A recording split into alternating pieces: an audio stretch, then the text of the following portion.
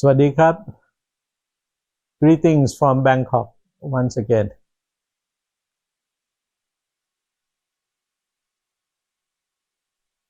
I'm taping this video in the afternoon of the 13th of July 2023 in parallel to the debates inside the Thai Parliament, which should be concluded by this late afternoon to elect or to cast votes by 750 members of the Parliament, the joint sitting of the upper house and the lower house, or the Senate and the House of Representatives, to select or elect a new Prime Minister of Thailand. We do not know the outcome as yet. So in that sense, I will postpone my comment on the going-ons of the Parliament until next week. But for this particular session, I just want to mention a few things pertaining to the situation in Myanmar and to a lesser extent to the Kingdom of Thailand. In that, in spite of the ongoing civil war in Myanmar, there is a group of very progressive activists or citizens of Myanmar,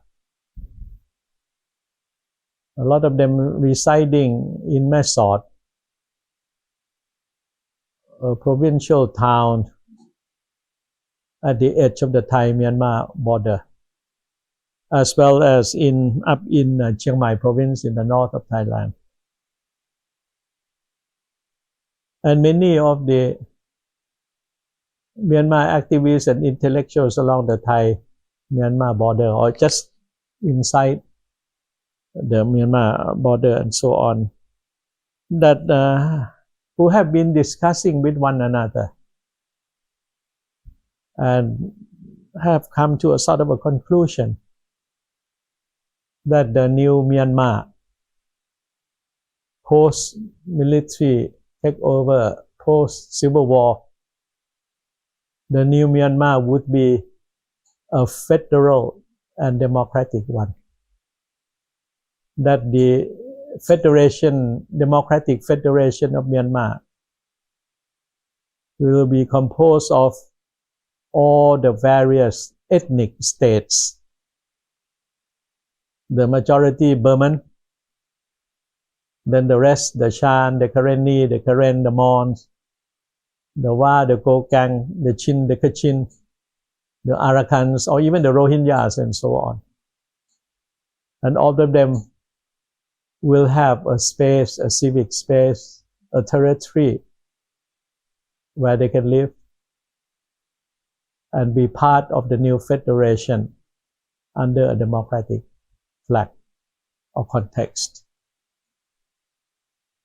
And with this consensus is a reflection of the fact that all the progressive democratic forces of Myanmar are determined to see the end to the military involvement in politics of Myanmar. No more. The armed forces have to go back to barracks and to carry out their duties as soldiers, but not as politicians cum soldiers. It's not their job. At the same time, in Thailand, for the past 4 years, or even for the past 6 years, we have been living under a constitution that was more or less drafted by the military authorities who staged the coup d'etat in 2014. And this constitution, as everyone knows, you and I, has put Thailand backward into a more authoritarian setting and allowing the military or the armed forces to have a role in Thai politics, which is not their duty or their responsibility at all.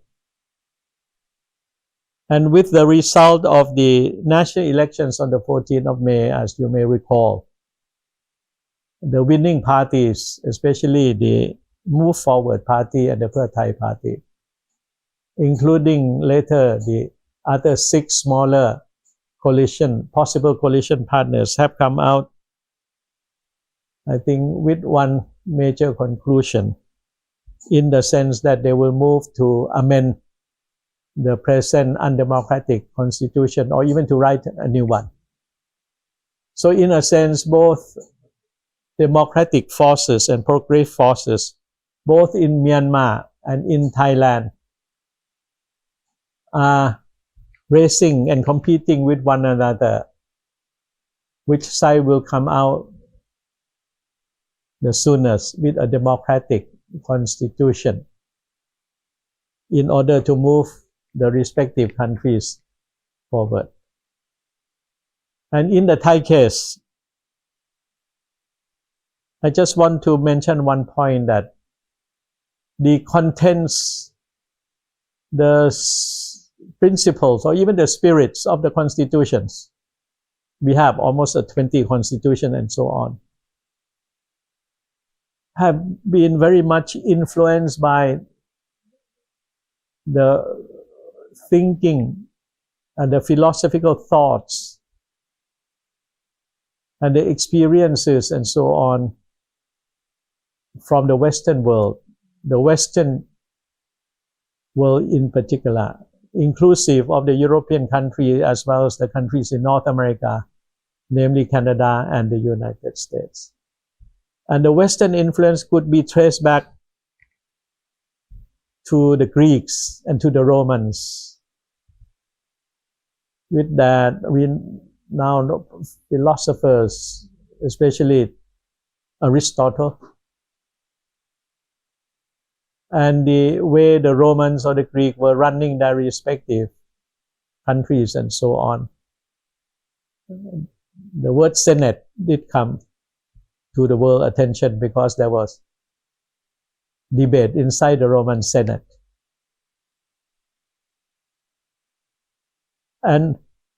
But in the Thai constitutions, there hardly was anything mentioned about the Asian traditions, the Hindu-Buddhist traditions, about governance, about administration, about the role of the leaders, of the rulers, and so on in the Thai constitution.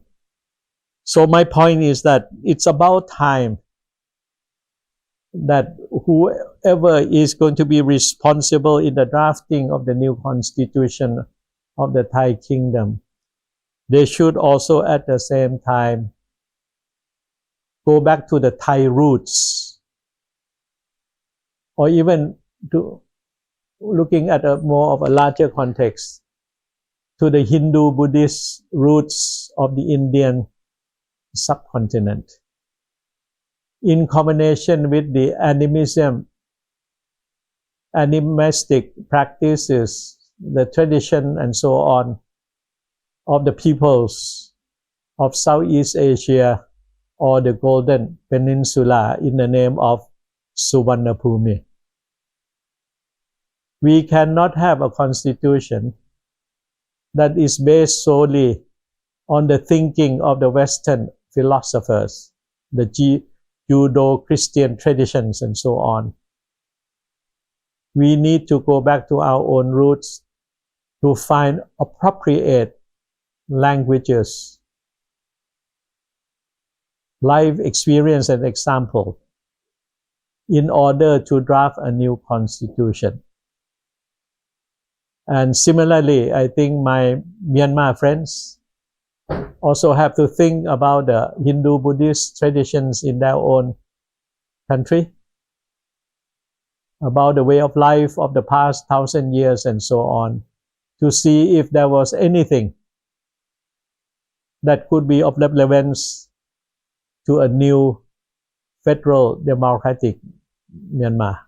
And for the Kingdom of Thailand, we have so many institutions, so much tradition and so on. They should become part and parcel of a new democratic Kingdom of Thailand. We cannot go on talking about the thinking of Locke, Hume, Montesquieu, Jefferson, Madison, Aristotle, without also looking into ourselves, into our forefathers, and into our forbearance and so on. What have they done that could bring about participatory politics, sense of morality and moral responsibility to the society as a whole? So a food for thought for all of you. Thank you very much. ขอบคุณมากครับ